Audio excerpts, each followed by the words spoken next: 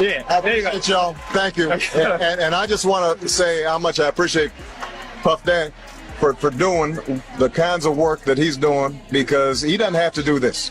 But this is part of what is important about giving back. We applaud you, and I want to apologize for not sweating, but I do this so much. I'm so cool. Week 3 of Diddy's explosive trial is now underway, and things are getting even wilder.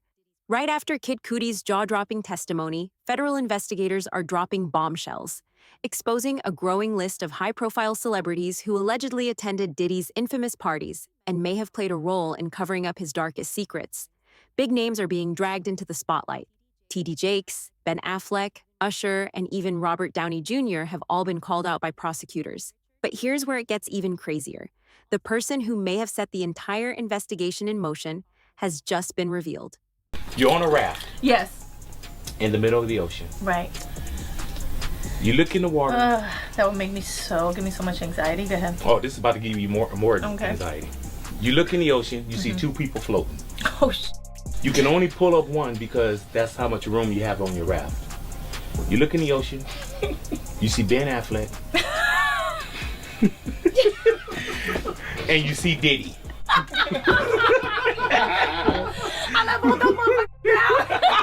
That's it.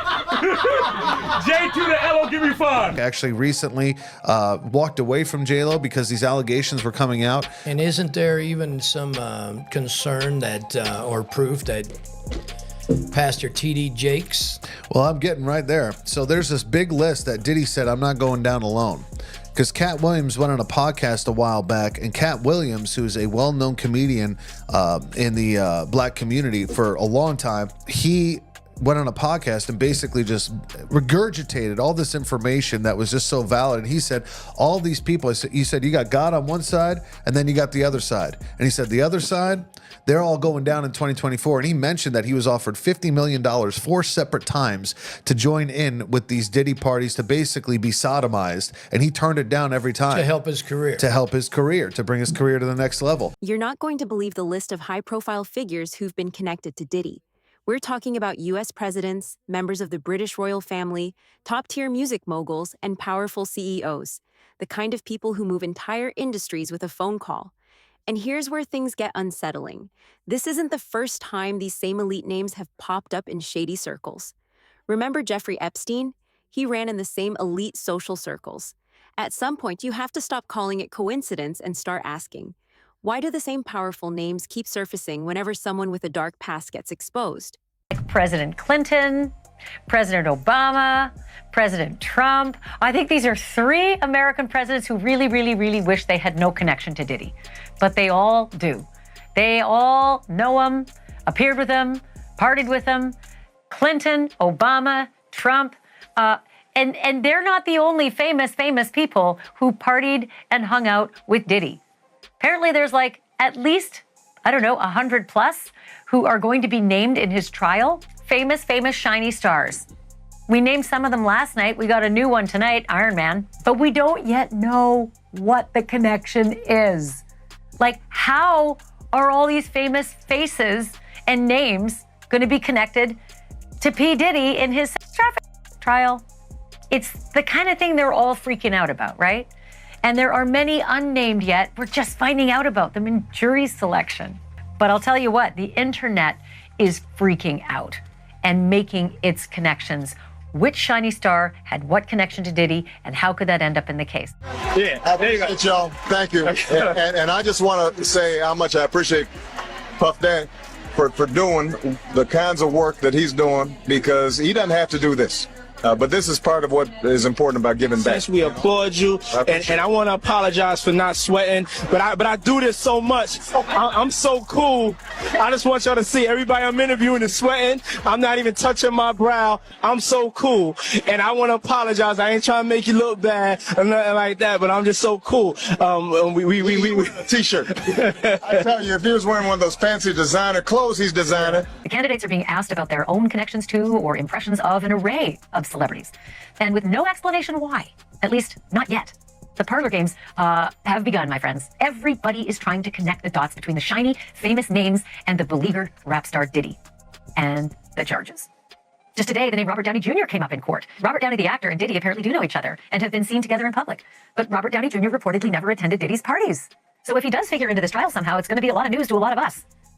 Mike Myers, another favorite Canadian, favorite actor, favorite comedian. He is on the jury question list as well. And that too is a tongue-wagging mystery. Unless it's about the quick jab at Diddy that he took in the Austin Powers movie. I don't know. Doesn't seem likely. Rolling Stone magazine reports that actor Michael B. Jordan made the list because Diddy once threatened him for dating Diddy's ex-girlfriend, Cassie Ventura. Same goes for the rapper Kid Cudi.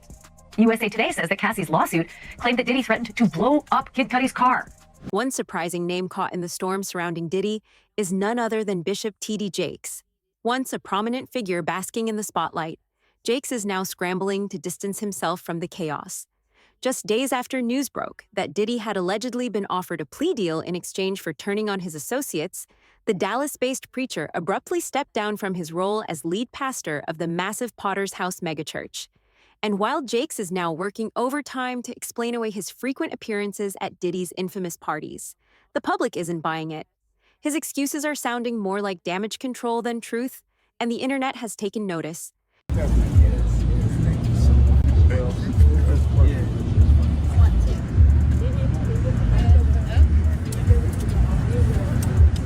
People get on my nerves talking about who you should be seen with.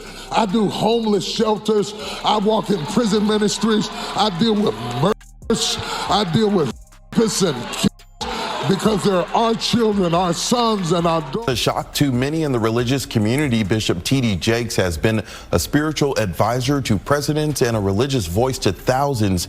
Now he says it's time to pass the baton to a new generation. This is a beautiful moment for me. From the pulpit Sunday, Bishop T.D. Jakes announced that he was stepping down from leadership at the Potter's House. T.D. Jakes' name first popped up in Lil Rod's explosive lawsuit against Diddy, not just as a side character, but as a supposed accomplice. According to the claims, Diddy wasn't acting alone. Lil Rod alleged that Diddy was using none other than T.D. Jakes' powerful religious presence as a way to polish his public image. But it doesn't stop there. The lawsuit suggests that Jakes may have even helped Diddy gain access to new victims, all while using his influential role as the head of the Potter's House to make Diddy look more righteous in the public eye. If true, these accusations would flip the narrative on two major figures in completely unexpected ways. Cat Williams calls out Bishop T.D. Jakes and watches T.D. Jakes and Gino Jennings' response. I came in this business saying I was going to expose. When I talked about Michael Jackson, when I talked about R. Kelly, they canceled me for these things because why would you talk about another black dude? Race is not where the line is drawn. It's God's side and the other side. And we don't care nothing about the other side. Period. All of these big dick deviants is all catching hell in 2024. It's up for all of them. It don't matter if you Diddy or whoever you is. T.D. Jakes, any of them. All lies will be exposed. That's all. And anyone who takes that the wrong way, know why they take it the wrong way. Good, I'm good. I'm fine. I'm good because I know the truth. T.D. Jakes, do not speak against homosexuality. World-renowned Dallas pastor T.D. Jakes is named in a federal lawsuit against musician Sean Diddy Combs. It was filed by a producer who worked with Combs. It covers how the artist intends to use his friendship with the bishop to mitigate the negative impact of Casey Ventura's lawsuit on his public image. Ventura, Combs' former girlfriend, filed her own case in November alleging abuse, violence, and sex trafficking. Could this federal investigation have come out of these private lawsuits? Oh, absolutely. If it involves sex trafficking or drugs or weapons or other illegal behavior. Lori Levinson is a former federal prosecutor. They've decided this is worth a lot of resources across the country. So once they've done these searches, they have evidence to follow up on. And if they've got it, they'll move on it. Usher, once seen as Diddy's golden protege, is now caught in the crossfire of serious allegations. Last week, during her gripping testimony, Cassie dropped a bombshell, claiming that Usher not only witnessed Diddy assaulting her on multiple occasions, but even helped him sweep it under the rug. And it doesn't stop there. Dawn Richard, a former member of Danity Kane, also took the stand. She recalled seeing Usher with Cassie and Diddy back in 2010 at a restaurant in West Hollywood. Yet another moment where Usher may have turned a blind eye. One of the most disturbing details came when Cassie recounted a chilling incident. She and Diddy were having a private conversation, and out of nowhere, he punched her in the stomach. The impact left her hunched over in pain. She didn't say a word, just got up and walked out. Sean Richards claims she was not alone while witnessing Sean Diddy Combs' discourse. During her second day of testimony in the music mogul's federal trial, the 41-year-old related an alleged 2010 incident in which Combs punched his then-girlfriend, Cassie Ventura, at a West Hollywood, California restaurant and claimed Usher witnessed the assault. During her testimony on May 19th, according to NBC News, which had a correspondent in the courtroom, she stated that Mr. Combs punched Cassie in the stomach.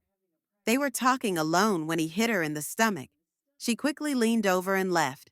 In addition to Usher, Richard, a member of the girl group Density Kane, which was created on Combs' show Making the Band in February 2004, claimed that other musicians, including as singer Neo, record executive Jimmy Iovine, and rapper Big Daddy Kane, were also present. When Richard and Ventura got into a car to depart following the alleged restaurant incident, Richard claims another physical altercation occurred between Combs, who has pleaded not guilty to all counts, and his then-girlfriend. She continues her statement saying, "We got in the car to go back to her house. Combs grabbed her, slapped her, popped her in the mouth, and told her to stop talking." Everyone remained quiet. Justin Bieber, another well-known celebrity, found himself in a similar scenario as Usher, but chose not to remain mute. According to reports, Justin was abused in his early adolescence, about the same era when Usher's difficulties began. Justin was only 13 when he came under Diddy's wing, and during that time, frightening reports surfaced about Diddy breaking significant lines. Shockingly, some of Hollywood's most powerful figures are accused of mistreating Justin, and there is actual video evidence to back this up. Just as the court procedures began, Justin broke his silence and issued a stunning statement indicating that he knew the abuse was real and deeply hidden behind closed doors. Justin Bieber has broken his silence on the situation following months of speculation about their one-time connection. According to his representative, while Justin is not one of Sean Combs' victims, he has caused significant harm to others. Shifting the attention away from this fact undermines the justice that these victims deserve. Diddy's indictment for extra and racketeering allegations, which he denies, sparked interest in Bieber's controversial relationship. Old clips of the two hanging around while Justin was underage have surfaced. Let's just go get some girls. Let's go get some girls. Man after my heart, that's what I'm talking about. We hit him like this, so me and you walking, we hanging out, a little later on the night after the Usher concert. There's also this old Jimmy Kimmel Live segment, adding to fan fears about what might have gone down with Diddy. Got me a Lamborghini. Oh, well, that's nice. I haven't gotten it yet, though. When is that coming, that Lamborghini? We talked about this last He time. had the Lamborghini for a day or two, and he had access to the house, and he knows better than to be talking about the things that he does with Big Brother Puff on national television. Oh, apparently not. Some things, everything ain't for everybody. This comes as Bieber's fans express concern for him. The singer's odd social media tweets have raised concerns week after week. Believers are inquiring if what he's seen behind the scenes of the industry. Big names like Kanye and Jay-Z stayed silent. And surprisingly, Kanye is still standing by Puff. Kanye's name even popped up during the trial. Could it mean he's actually tied to the whole situation? Here's why Michael B. Jordan, Kanye West, and other celebrities were named in the Combs trial. As jury selection in the Moguls trial began May 5th in New York, NBC News reported that prospective jurors were provided a list of more than 100 names of persons and locations that could be mentioned during the trial, including actors Michael B. Jordan, Mike Myers, and rapper Kanye West. While the aforementioned celebrities are not involved in the case, possible jurors were questioned if they knew any of the names listed and how it would affect their ability to be impartial, according to the site. The attorneys did not provide a rationale for the list. The list also included the names of women who had taken legal action against Combs, like as his ex-girlfriend Cassie Ventura, whose November 2023 sexual lawsuit against the rapper was settled one day after being filed. Dawn Richard, a Dandity Kane alum who sued Combs in September for sexual assault, was also on the list. Combs has denied misconduct in both trials. According to reports, the real reason Diddy was revealed in the first place was because he lost his long-term protection. Diddy defied his superiors, and they came after him. You have to admit that it's strange how Diddy's entire life fell apart just 2 months after losing his deal with Diageo. Did Diageo have anything to do with Diddy being exposed? Diddy sues Diageo. Diddy filed a lawsuit accusing Diageo of neglecting the De Leon brand, racial discrimination, claiming they marketed it as an urban product and failed to treat him as a true business partner. Then in January 2024, they settled out of court. Diageo and Diego settled the dispute out of court. While details still remain sealed, the settlement marked the end of their business relationship. So this is from 2007 till 2024, 17 years. Could they have protected him? I don't know. Their CEO currently today is Deborah Ann Crew. She was a former intelligence officer in the military. Once intelligence officer, forever you're an intelligence officer. Who knows what happened? We don't know the relationship. We're not going to make any. March of 2024, the feds are raiding Diddy's Miami home and his LA home. For what? There are hidden moves taking place in the background that might completely affect the outcome of this trial. It's no coincidence that people surrounding Diddy began disappearing when it suited him. The same forces may now be targeting Well, Pierce, let me ask you a question. From your journalistic perspective, have you ever noticed how in this industry, people untimely meet their demise as soon as somebody else seems like they're having a problem? Have you ever seen that before? Well, there was, of course, the case of one of his other ex-girlfriends, Kim Porter, who died of pneumonia at a very young age. You just referenced your own situation with pneumonia that you believe was deliberate poisoning. Do you believe that may be what happened to her? Why are so many people coming down with pneumonia? Why is that happening to everybody? Jamie Foxx just dropped a bombshell, claiming that Diddy poisoned him. Yeah, you heard that right. And if that's true, it confirms what many have feared for years. The entertainment industry is a lot darker, a lot more twisted than we ever imagined. And get this, the conversation didn't just end there. On a recent episode of the Joe Rogan Experience, Joe himself dove into the swirling storm of allegations surrounding Diddy, and what he said might just blow your mind.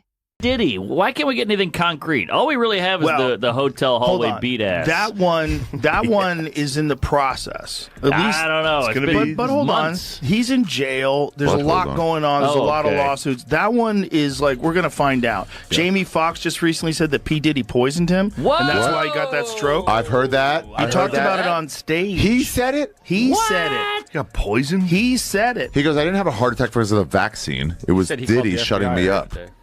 See if we can find that, because he said it on stage. Diddy was poisoning people? Bro, I think there was some crazy shit going on. Like Cosby shit?